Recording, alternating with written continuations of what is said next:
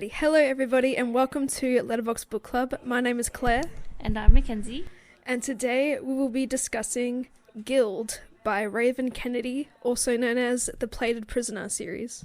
I was going to say, the first book in the Plated Prisoner series. Alright, I will start us off with the blurb, or the Goodreads thing. Gold. Gold floors, gold walls, gold furniture, gold clothes. In Highbell, in the castle built into the frozen mountains, everything is made of gold. Even me. King Midas rescued me, dug me out of the slums and placed me on a pedestal. I'm called his precious, his favoured. I'm the woman he gold touched to show everyone that I belong to him, to show how powerful he is. He gave me protection and I gave him my heart. And even though I don't leave the confines of the palace, I am safe. Until war comes to the kingdom and a deal is struck. Suddenly, my trust is broken, my love is challenged, and I realise that everything I thought I knew about Midas might be wrong, because these bars I'm kept in, no matter how gilded, are still just a cage, but the monsters on the other side might make me wish I'd never left. The myth of King Midas reimagined, this compelling... Oh... I mean, just continue on. I mean, you get into such a zone. The myth of King Midas reimagined. This compelling adult fantasy series is as addictive as it is unexpected.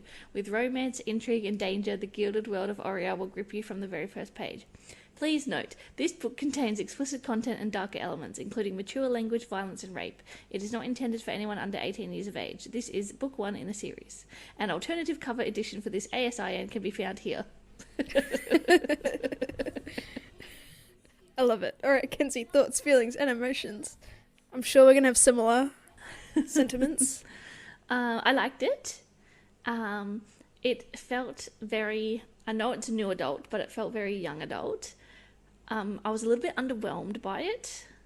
Mm-hmm. I'm hoping it only goes up from here, but as a first book in a series, it hasn't really gripped me. Yeah. Yeah, I'm interested, but I'm also still on the fence. I also have like half an hour left in the audiobook. I know how it ends, but I haven't listened to the ending. Okay, fair enough. Yeah, my thoughts, feelings, emotions, I'm very much on the fence about it too. I mean, yeah, it's a good first book, I would say, but I felt like, I don't know, may have gotten to a point where it was a little boring, because like not a lot was happening in terms of like the political conflict and a lot of, how do you pronounce her name? Oren, and like Midas' in the audiobook it's like Aaron, but I just think of Lauren and dropping the L. Oh, nice. Anyway, but yeah, a little bit underwhelmed, and like when it did get a little bit adventurous, I did feel like it kind of dragged just a little bit, but like, see, I get too conflicted. I'm like, give me the adventure, but like the adventure is too slow. Not a lot is going on. I felt like the whole entire like the world building element of it was just really dragged out, or like the story of it was really dragged out, and there was lots of words and not much happening. Yeah, for sure.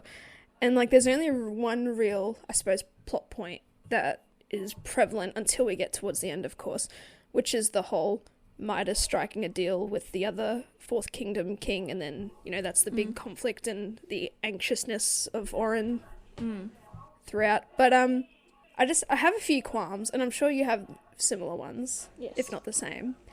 But yeah, as I was just going to say before, yeah, it kicks up towards the end, which makes me really intrigued to read the second book. Although I have looked at one of the first pages of the second book, and it's from a point of view which I already don't agree with, so I don't know how this is going to go. because I was audiobooking it, it was like narrated by woman and then man, so I thought it was going to be Julpov. Yeah. But it wasn't. And then also, I think I've seen like a little bit You of don't know that because you haven't finished it. Oh, true. I think I saw a little bit of a spoiler for like the next book. Oh, okay. But I also have never heard of that character, so I was like, okay. But yeah, all right. For you, I know you're going to finish it, but just for the sake of I was going to say, and can stuff. you spoil it? So I'm up to everyone. I'm just going to assume that you've read the book. I have finished the book. Up to what's his name? Sale. I was going to say Slade, but that's the next one. Sale has just been babushka'd. Shish kebabbed. So yeah, okay. So from what it's been a few weeks since like I've read this book because we've been on a little hiatus because of Kenzie having a baby, And which I is know, great. sorry, also that Oren turns the pirate Pirate. man into gold. Yep, that's true. Yes, yes. Okay, so Sale dies because they are kidnapped by or they've been hijacked by the pirates at this point. So the pirates are very crude, and so they're making fun of Sale's name being a sail, so they like tie him to the sails and like they completely like defile his body and stuff. Jesus and Oren Christ. finds that Oren finds that very disrespectful, of course. No and shit. so I think her and Rosa, or Polly, like one of the other Yeah. saddles, like they're kidnapped together. And so Oren causes a kerfuffle to make sure Sale's body isn't defiled, so she just like hurls him overboard as like a piece to the dead of his body and all that stuff. And obviously the captain doesn't like it. And we also meet Commander Rip. Or no, we've already met him, but like he comes about. He's like a Fey guy army. And then ultimately Captain Fane, I don't know, essentially tries to, or he does rape Nissa. Who is Nissa? Yeah. Probably one of the other saddles. Or was it Rissa? It could be Rissa. I could have misspelt it because I was typing it late at night. Yeah. And then like they have a battle, in like the captain's cabin, and Oren turns him into gold, and then they throw him overboard. Is there another POV at the end that I've missed? Oh yes, there is another POV. The very last chapter is King Midas himself, his point of view, and he's just received word that Oren has been hijacked or kidnapped essentially, and he's all like, "My precious. They have taken her from me," So that's pretty much it. And then, I think Captain Rip has a chat with her at some point. And then there's this whole little backstory about how there was once a seventh kingdom, because there's a first kingdom and whatever. Mm-hmm. And it just tells a story about, because the seventh kingdom is meant to be like a Fey world, ancient Fey world. Yeah. And it tells the story of a girl crossing over, falling in love, blah, blah, blah, and they've been banished and stuff. Cool. And that's essentially where magic came from. Oh, cool. But other than that, it's pretty gnarly. Sweet. And I think Oren also almost gets raped by Captain Fane, but but they managed to kill him. Yeah. But then that makes you question: can Midas even turn things into gold, or is it just Oren? Who knows? Yeah. Anyway, so that's it for you, Kenzie. I don't think you're missing out on much, but so this is a King Midas retelling. All I've known about King Midas is just that he can, whatever he touches turns into gold. I don't know anything else in terms of that mythology or anything like that, so. Me either. I also don't like him. He gives me really sus vibes. I saw a comment somewhere that he's like Tamlin in a way, but like worse. Considering also, I think like it's mentioned that he's 7 years older than her. Yeah. And he rescued her when she was, 15? Yeah, something like that. It's crazy. Ew, and then they had sex in the snow. Hey, it's no different to Castile and Poppy having sex out in the woods when she's running away from him. I don't care about the snow. I care about the age. Okay. The age is where you cross the line. Alrighty, let's go into qualms again real quick, just because I know we have the same ones essentially. Yes. One brain cell between the two of us. Exactly. It works super hard. It works overtime. I'm pulling up my notes. Alright. Well, I might kick things off. My first qualm was the overuse of the words cunt and saddles. Yes. Even to an extent, maybe even precious. But those are the three main words that just like pissed me off the entire time. And another qualm was just the constant threats of sexual violence towards Oren. Mm-hmm. But I'll get into that a little bit later. But and like with the word cunt, like we love the word, don't we, Kenzie? Like it's for Australians, it's very violent. It is very violent, but the word cunt comes with versatility. In this context, it's only used to reference Oren's vagina or golden vagina or whatever, and like it just got overused, boring, really quick. The word saddle, when you were first mentioning it to me, I was like, oh yeah, it's gonna be like overused, but like it is. So, like, if I could get the book on a Word document and word search saddle, like, I'd love to know how many freaking times it comes up. And it's like, we get it. And also, like, I don't know, it just felt very anti-feminist. And, like, I understand that there's, like, I don't know, maybe one or two male saddles reference or whatever. But it's like, I'd rather them use the word whore because at least whore, like, is a human being. Like, the word a saddle, just dehumanizes them. And I was like, okay, well, I get, like, that's part of it as well. But it's like, why? And then because Oren herself, like, she's trying to be woke, and it's like, I guess I am a saddle or whatever. But then it's like she's referring to them as saddles constantly. And it's like, okay, but you should have some sort of emotion towards like empathy? them. Empathy, yeah, you should have some empathy for them or something. Instead, you're just doing the same thing that all these other freaking cunts are doing. See, that was versatile. Yeah. By calling them saddles, I don't get it. I feel like in the first couple of pages because it opens up with an orgy, like, we love to see it. Yeah. Very bold beginning. I think there was... Oren did describe something like of a concubine situation. I'm like, that's nice. And then it just drifted to just saddle. It's like she made up this new word, the word saddle, to have a different meaning into this context, and she just ran with it. Yeah, and also, saddle isn't even the right word. You sit on a saddle short to ride a horse, but you're riding the horse. Why didn't you call them horses? Horses. Yeah, horses. I don't know, it's just overused. Then... I felt like there are only 3 men in this world that don't give off rapey vibes, and one of them, or maybe even 2 of them, are already dead. Yeah, 2 of them have been dead. One has been shish kebabbed. Oh, also, another qualm that I had is I feel like Raven was given a word count and she didn't meet it, so she had to go back in and edit it, because when Sale is killed, I'm not going to say shish kebabbed again, when Sale is killed, there's a part and it's something along the lines of his blood bloomed like a flower or something, and it's like, we don't it's blood, we don't need the beautiful artsy flowery language. It just spluttered everywhere. Yeah, just say his blood's pouring out, or he's just bleeding out. Yeah, I don't know. Yeah, I don't need the descriptions, the artsy descriptions. But the artistry, Kenzie.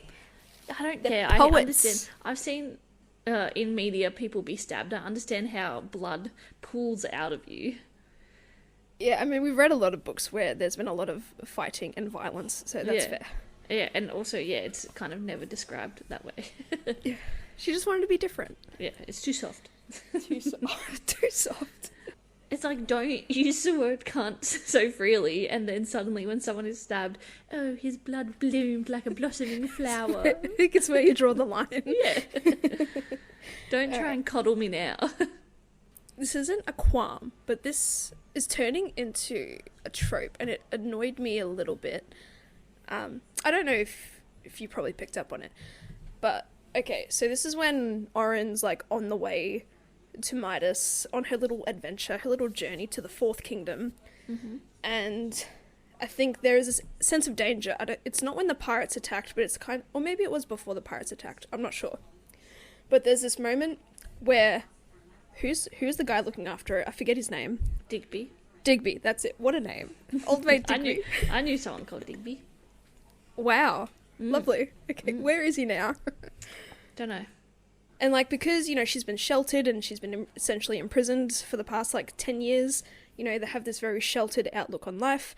And then once they get that taste of freedom, suddenly they want to run into danger head on, because it's like, Oren, there is danger. Can you please go back into the carriage? And then she has that, moment of reflection where it's like, no, I've been hidden and sheltered for too long. I want to be there. But then, you're just putting yourself in unnecessary danger. It's probably just, maybe just a weird heroism type of trope for our female main characters, because Poppy does the exact same thing. No matter how experienced she was, but she would always run headfirst into danger despite having, a sheltered life. And it's like, you're making it hard for the people to protect you. This is another qualm that I have.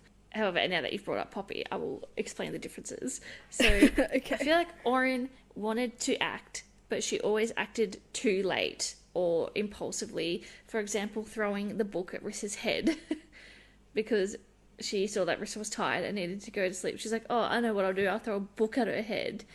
And I'm sure there were other ways that she could have helped her without throwing a book at her head. Whereas Poppy, I understand, yes, she runs headfirst into danger, but I also think that she thinks about what's going to happen first. For sure, yeah. And also she is, trained and has these OP powers. Yeah, but also, just on that book throwing point, I feel like as we're reading, because it's first person point of view, so we're reading as Oren is like speaking in her thoughts and stuff. I had a sense that like her and Nissa and all the other saddles, they're not friends. So like even if she did try to help her out, I feel like whoever it was, who was it, Poppy or Nissa or whatever, didn't want her help or would have accepted. We're talking about Poppy from Blood and Ash when we're talking about Poppy fighting. Sorry. Yeah, sorry. There's no, as far as I'm aware, there is no Poppy in this series. But when Oren was throwing the book, it's like, well, I don't get a sense that they're friends or that she would accept her help. So I was like, why do that just to cause a little bit of unnecessary conflict, even though, you know, we're seeing Oren trying to look out for the other saddles. Yeah. Also, we've been over this before, I don't like the use of sexual assault as a plot device. Yes. I was going to bring this up. In these young adult books, especially when, I was going to say Poppy, when Oren is seemingly sold to Folk for the night. And then, it's implied that he is going to sexually assault her, and then suddenly she's rescued at the last minute. And then same with at the end with whatever the fuck his name is, because there's too many weird names. The pirate captain. When he is going to assault her, and then suddenly she turns him to gold. And I don't like that the main character gets out of these situations, but other characters do have to suffer. And then also, I think she talks about when she was younger, her innocence was taken from her or something. And so again, it's implied, and I just don't enjoy that as a plot device. Yeah, because I know you brought this up when we were discussing Crossed a few weeks back, and you just said it so succinctly, and like I feel like I didn't need to add to the conversation, but this time after reading this book, I feel like I just have a little bit more to say. And I think in these kind of fantasy books, like how else do we define absolute dangerous men who have the power to like threaten and then enact these acts towards women, I guess. I see your bet and I raise you. Just they're straight up murderers. I know. Like, I'll take murderers and like drug dealers and like genocidal maniacs over rapists any day. Yeah. Like, I get that. But yeah, and I suppose sexual assault, it's the most invasive form of harm that can ever be committed kind of on anybody, but more importantly, women, because it happens a lot more to women. Sorry to say that. And yeah, it's just an overused and even in this society, like unnecessary way to inflict that harm. Yeah, I don't understand why. They need to be described as like he's a rapist or whatever. Let's just stick with he tortures people for fun. Sure, I'll take torture. Let's say he murdered his wife or something. I don't know. Yeah. Like, if he wants to commit genocide because I don't know his enemy killed his lover, sure, like I'll take that. You know. Yeah.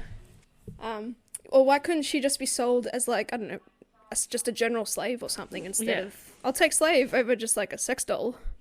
But yeah, and there was so many overused threats, especially from Folk to Oren.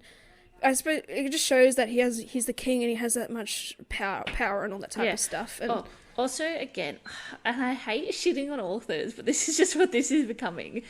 I think Raven, I'm going to say Raven because I don't want to assume, has taken the show don't tell literally, like, too far. Right, yeah. Because every time Folk is described with his crown or whatever, it's like askew on his head, and I get the imagery is like showing that he's a fool or whatever, and that he's stupid, but you don't need to say it every time you look at him and you see that his crown is on his head. Like, it doesn't have to be askew every single time. I didn't really notice that, but I'm glad you picked up on it. Yeah, it's just like they overly emphasize like how lazy or sloppy he is. You've already described him as an oaf, essentially. You don't need to then double down on that or triple down on that.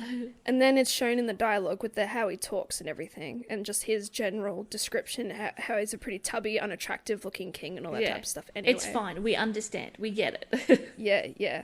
And we get that he's arrogant in that he has the alliance of Midas and he feels untouchable as well. That was the only thing. I didn't see that twist coming. I knew that there was something, but I didn't see that Midas was just like, YOLO, send your men in, I'm not sending mine, hee hee hee. Yeah, it's like, it's as if he just got bored and is like, I want to start a war. Yeah. And it's all for some mines, so obviously, I don't know, something's going to have to come up in the future about how significant these mines are. So yeah, I want to talk about Midas and, like, Oren's relationship. Because I feel like I hate it. there's supposed to be one, but is there really one? No, it's icky. He has a saviour complex. And I understand he wanted to be king or he wanted to save the kingdom, etc. He's a martyr, good on him. But then, he marries, that's fine. And then I'm sure lots of royal people have their mistresses on the side, that's fine. We've all seen Tampon Gate. What? Oh yeah, Tampon Gate, sorry. That's a TikTok. But I want there to be more story about. I don't understand how he went from simply just having Oren as his mistress to then having 1 million mistresses, whores, saddles. Or whatever. Because also, yeah, his wife's barren, but just fuck Oren, like. And then also, do you have any? There's no mention of any tonic. No, everyone's just gonna get pregnant at the same time, and they're gonna wonder why. So is there just 1 million little Midas bastards running around, or how come Oren hasn't had a baby? And then if he does have a baby, do they get magical powers? There's a lot missing from this book. Maybe her golden eggs are too hard for the sperm to penetrate.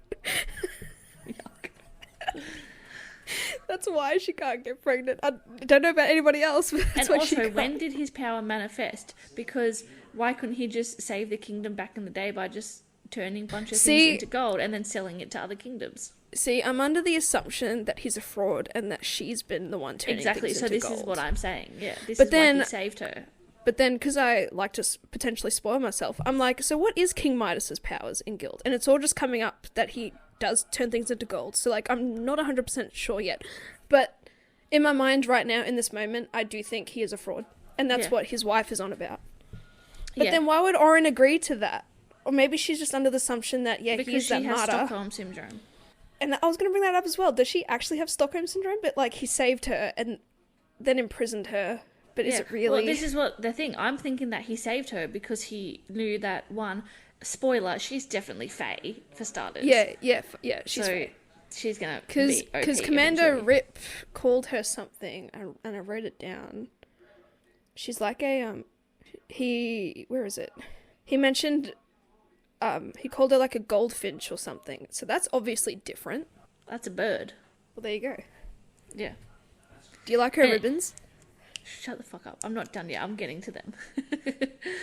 So yeah, I'm assuming that he stole her because he saw that he knew that she had powers or whatever, and then he's just gotten her to do it. Or like I'm thinking that maybe she doesn't realize, but maybe she's got a sort of like telepathic thing going on. That if he's touching her, then he can like gold touch things. I don't know. Anyway. Okay, alright. Okay, I was trying to follow you where you said, like, telepathic. I'm like, I think you're going a bit too far there, Kenzie. I don't understand. No, sorry. But like, perhaps, Like, she could share that power in a way. Yeah, and she's unaware that she's doing it. Right, okay. Because I think it's mentioned as well that she says, I can gold touch things, I've only realised for the last few months. So I'm thinking that she's realised that she can do it, and she thinks she can do it because he gold touched her. But I'm thinking that she gold touched him. Oh, I get that. Yeah. I love it. Yeah. Ooh. Yeah. But he's still a fraud because ill intent. Yeah. Okay, next. Her friggin' ribbons on her back. They're tendrils. They're not ribbons. They're tendrils. I was so confused. I was like, do you just have dangly ribbons hanging out of your back? Always. No. I just imagine... I tried to look up an image and, like, but the way, the artist makes it, it does kind of look like ribbony, but, like, I just think they're tendrils. I need to look it up, because I haven't, and I'm confused. I reckon they're just gold tendrils. Oren, Gild, fan art. I mean, see, some artist description, they do look like ribbons. Spoiler for something. Yeah, we are going to be... I am inadvertently spoiling myself, but I'm going to forget this soon anyway. So. Oh, okay, I just spoiled myself immediately, but I knew that was going to happen. We even knew. Never trust the first relationship. Pardon? Never trust the first relationship. Well, I didn't anyway, because she has Stockholm Syndrome, but... Oh, no, they just look like fucking literal ribbons. Because they're taking the description seriously. Seriously, I couldn't imagine ribbons for the life of me. I just imagine, like, sentient tendrils, because she can control them. Seemingly can have a mind of their own. Yeah. And then also, okay, that person is hot. Do not look up who it is. Do not look at the description of the art. No, it's already said. I know who it is now. But it was a spoiler that I saw, but I don't know how it's going to come about. It might give you the encouragement to just continue reading. I will. I'm not going to spoil it for you, but, like, I saw this coming. Even before I spoiled myself. Yeah. Yeah, King Midas. I don't trust him, obviously. Yeah, what a poo-poo bum. Yeah. Firstly, he says such lovely things to Oren when they're by themselves, and it pisses me off because he just goes and has an orgy in front of her and just forces her to watch. It's like, you don't love someone. And, like, yeah, he protects her, or he keeps her in a cage under the guise of protection, and because, you know, he's the king's favoured, the king's precious, and no one else is allowed to touch her, blah, blah, blah. His over-possessiveness is annoying. Again, for somebody who just has orgies with all the saddles and just fucks all the saddles, like, he's unnecessarily protective. Yeah. But I guess it is because of that thing where, like, either he needs her to help him turn things into gold, or she turns things into gold and he takes the credit or whatever. So anyway, yeah, he needs her in that aspect, but like, I don't think he loves her, but he obviously loves having her around. And then, yeah, Oren herself, she had a lot of... She's just a dumb Stockholm pick-me vibes. She was just such a weak female main character. Yeah, I'm sorry. And just can't relate. And that's a shame, because she has all that also trauma behind her as well. Like, you don't want to be like, the trauma is letting her down, but it's just the poor writing of her. Like, and like, even with the pirate captain person, like, she doesn't know how to fight properly, but she obviously managed to dispose of him. And yeah, I don't know. Maybe this is, I suppose, but again, this is really early on. Like, we got to start somewhere. There's got to be development somewhere. Maybe she becomes a commander of an army herself by the 4th book. Who knows? Too weak in the beginning. And then, yeah, runs headfirst into danger because, you know, she doesn't want to be sheltered away anymore. Alrighty, maybe we can... Any more qualms? The whole book? I don't know, it just... I kept waiting for the story to pick up. And it didn't. Okay, also, let's talk about the snow pirates. Because I'm like, hee, evil Santa. Because I'm like picturing like sleds as pirate ships and then evil reindeer. I think it's just because it's snowy terrain. Yeah. Also, they came out of nowhere. Like, I wished that earlier in the book there had been, I don't know, a messenger had come through or whatever and said, oh, we're back from delivering this message, but we ran into some trouble with the snow pirates or whatever. Like, a bit of... I know you agree, don't you? Hang on. Yeah, I wish there had been a bit of foreshadowing for the evil Santas. Evil Santas, that's all you're going to refer them to? I mean, let's hope we never see evil Santa or Santas ever again. It's probably a one and done encounter. Alright, so for the plot of the book. This book is made up of technically 7, but 6 kingdoms, and they have very creative names. First kingdom, second kingdom, third kingdom, fourth kingdom, fifth kingdom, sixth kingdom. This book surrounds 4th, 5th, and 6th, with the mention of the 7th, which is the Fey kingdom. And we are following along King Midas, who is the ruler of the 6th kingdom. And this is... The first half of the book is initially the, like, setup of Oren and her predicament and being caged and just her life in the kingdom and everything, and as well as the political aspect and alliances between King Midas and King Fulk of the 5th kingdom. Each king has a magical power because that's how I suppose prestigious the royalty is. Like, you can't be a ruler without a power. Yep. And so King Midas is feeling the itch for some war because he's fucking bored with his life. And so him and King Fulk plot against the Fourth Kingdom, which is led by King Ravenger, who is also known as the Rot because his power is pretty much like rotting land. I was gonna say how smells. shit that like Midas can presumably gold touch things. Folk can duplicate something twice or once. Sorry, so he can duplicate things. So he could touch a piece of gold and turn to another piece of gold. Anyway, and then you can rot things. But I feel like it's, by the sounds of this, it sounds pretty OP but I also because think that's like a red herring. Sure. I'm sus. Yeah. I did enjoy that we got a further description of the rest of the kingdoms, which was nice. I'm personally not going to go through them right now, unless you want me to. You don't need to. Okay. And so ultimately, yes, King Fulk and Midas are in cahoots. Midas needs Fulk's army. And also King Fulk is actually getting very arrogant and pretentious about being allied with Midas because, he can share his riches to Fulk and all that type of stuff. He just kisses up his ass, etc., etc. And then this is where the deal comes in. Give me your army and I will give you Orin for a night, because Fulk really wants that golden cunt. Love this for us. Yes. And he likes to say it. He likes to say, I'm going to have my way with you, when I spend my night with you, blah, blah, blah. It's just fucking gross. Disgusting. Oh, I really liked the captain's description of when I return her to Midas, she will be a cum-filled golden something. And I was like, that's nice. I know, the descriptions are very nasty, very gross, very and over I was the like, top. what century are we in? Because who calls it cum? It's like, you call it cum, but you won't call it vagina or a pussy. Yeah, and you don't have indoor plumbing, but you know what cum is. You know? You feel me? It could be worse. It could have been seed. Seed is better than cum. It's too modern. It's too modern a word. Alrighty. Alright. Also, quick pause. No. Because I wrote this down and I feel like it's going to be important. Fuck you.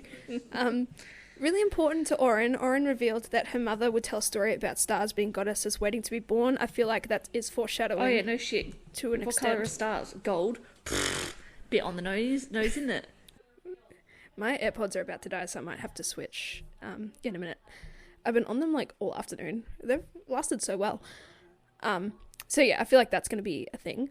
But yes, so Midas really baits Orin into this deal without her knowing, and she gets... My phone is about to die, so I'm plugging it in. No, I'm plugging it in, but it just means my audio is going to change. Sorry. That's so weird. No, because I had my mic plugged into my phone, but I've had to unplug it because my phone only has one hole. I see. Tis a cum-filled hole. USB-C hole. USB cum hole. Yep. We're sounding like the other podcast. Let's reel it back in. Sorry. The other podcast. Yeah, so Orin is... Orin is upset because she feels like Midas doesn't trust her. Yeah, because he doesn't feel like she could give off an authentic... Yeah, he doesn't. And he doesn't feel that she would give off an authentic performance, in that regard. And so ultimately Midas betrays Fulk, and there's a kerfuffle and they kill him. And then he assumes leadership of the Fourth Army because he's like, we're best friends, we're allies. So how am I going to honor my friend than to lead his kingdom? So then Midas fucks off. We also meet Queen Melina, who is Midas's wife, who, is unable to provide an heir. And essentially, again, in what world, she, being a woman and unable to provide an heir, she technically has no power. Or I suppose she also has no actual magical power, so that's why she can't rule. That's why she had to marry Midas. Midas, I love it. Midas, the tight ass as well. Far out. For those who don't understand the colloquialism, it's just because he doesn't share his wealth. He hoards his wealth as well. Anyway. And I think they find out that Fulk is a flesh trader as well, and that's why. And that brings it back to, Orin being like... I wrote down she was, victim of, child trafficking at a young age, which I feel like it makes sense. And so, Midas really kills him for that. And then, he assumes leadership of the Fourth Kingdom. And then that's when he's separated from Orin for a few days. And then she has an adventure to meet him there. and then all hell breaks loose, and her convoy are kidnapped and or killed, and so then we meet obviously the evil Santas and the pirates. I got a little bit confused. The shish kebabs, the babushkas. They're in airships and stuff, right? Not like, I know they're like pirate ships, but like it's like airship style. They're not on water. Yeah. They're being pulled by the fire claws. Oh yeah, the cats. That's right. Yeah, the evil reindeer. I don't know what I'm thinking about. It's been a little while. The evil reindeer. And Digby the guard is with her. He is like her grounding. Like, she tries to be friends with him, and he takes his job way too seriously. I feel like he's not getting paid enough for this nonsense. Yeah. And they go past like a very poor, impoverished town, and then Oren has a kind of slap in the face moment where it's like, well, Midas has all this wealth, and like he is not helping his community. Yeah, he's whole, feeling a little... Yeah, and then that's when we have the flashback of he's like, I'm going to save the kingdom, blah blah blah, and so it's that she's starting to have that realization that, oh, he said he was going to save the kingdom, but he's not actually saving the kingdom. Yeah. But I also think it just went right over her head.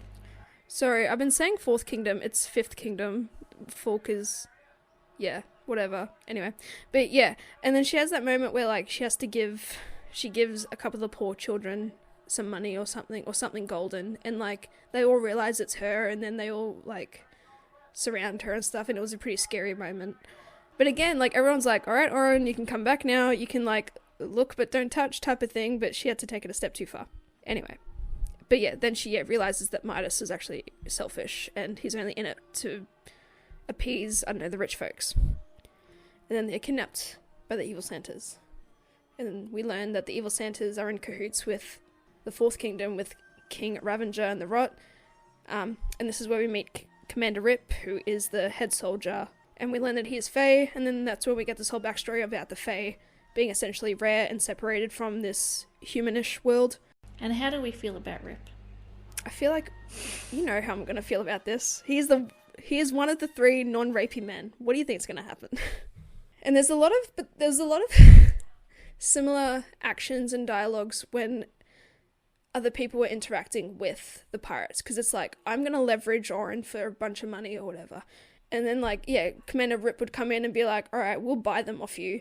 And then it's like passed off to somebody else to almost...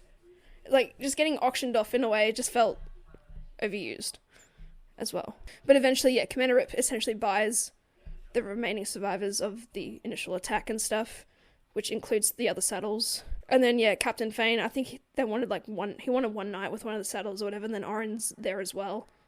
And, yeah, all hell breaks loose. And she's there.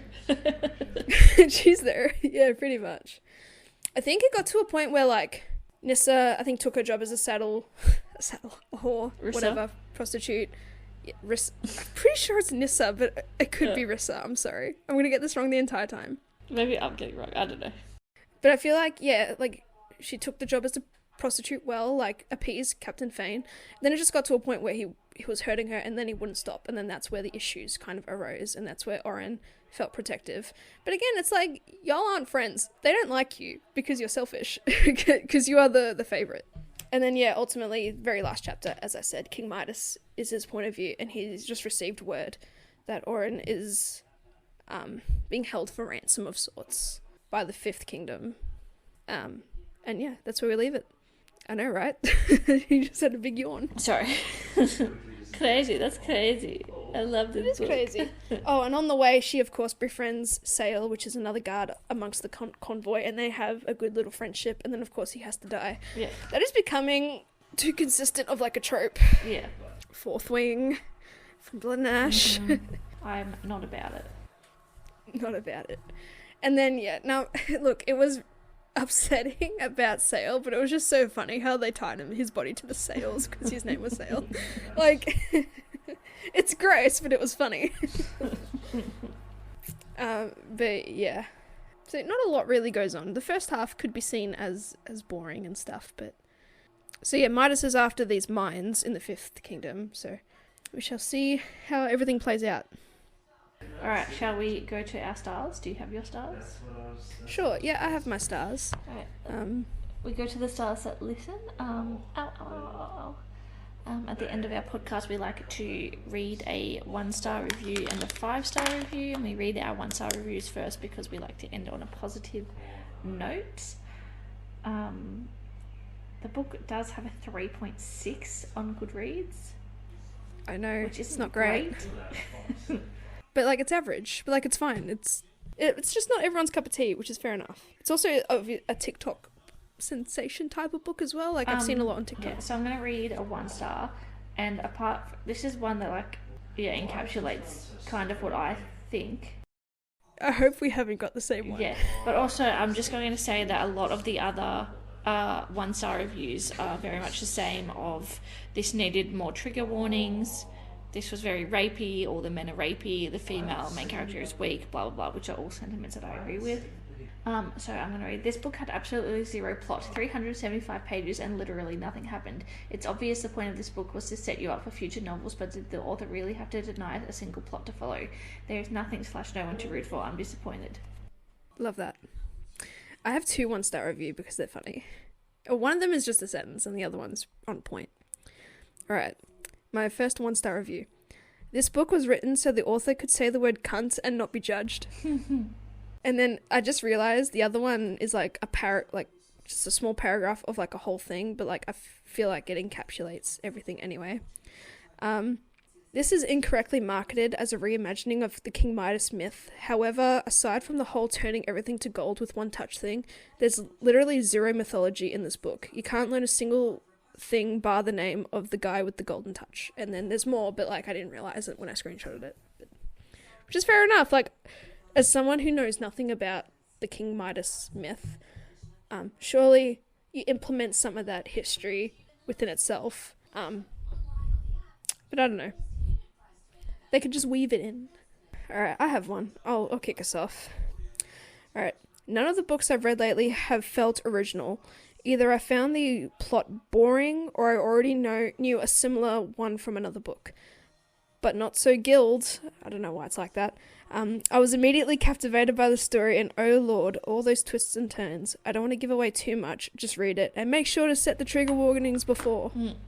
Make sure to check the trigger warnings before. I'm going to read one that's not about really the plot or anything anyway, but it's funny. Well, I didn't think it would ever be possible to hate a male lead more than Tamlin, but here we are. Yes. I didn't even hate Tamlin that much. Nah. You could still believe their love to an extent, and then you just see the red flags afterwards. Yeah, and he was doing stuff out of love. Midas is doing it out of selfishness. Tamlin at least was genuine at one point in time. Midas is just using her. Oh. He doesn't love her. Alrighty, thanks for listening. Yeah. Also, thank you. Yeah, thanks for listening. But also, I don't know when this is going to come out. It's going to be a few weeks away. But this is Baby Poppy's first feature on the podcast. Yes, we love Poppy. So yeah, we took a little break a little while ago, and Kenzie had her baby. Yeah, she's stinky. She's so stinky. Where's no fresh baby smell? Where's it gone? No, she does have the fresh baby smell, but babies just stink, man. Like, they're sweaty and they get stuff stuck in their rolls and they just poop. Yeah. It's like a good stinky. The beauty of motherhood. Yeah. Can't convince me to do it. Yeah. Anyway, but yeah, congratulations to Kenzie. It's been such a fun time. It's been such a fun break as well. Yeah. I've missed having, to write things down, though, and think critically. Just, the routine of it all as well. Yeah. Yeah. So, if my calculations are correct, this is coming out the beginning of November. Yes. So, it will be a little while away. Anyway. But yeah, thanks for listening. Check us out on the socials. Link is in the bio of Instagram. You can find us in all the places. And link in the bio of TikTok. Yeah. Also, rip Google Podcasts. Oh yeah, Google Podcast is going down the shitter. Yeah. I think we curse manifested that shit. We were like, no one listens to it. Oh well. Anyway, but yeah. That would be old news by the time this comes out. Yes. Anyway, thanks for listening. Catch us next week for the second book, which is Glint. Glint, I think, yeah. Alright, thanks everyone. Bye-bye. Bye.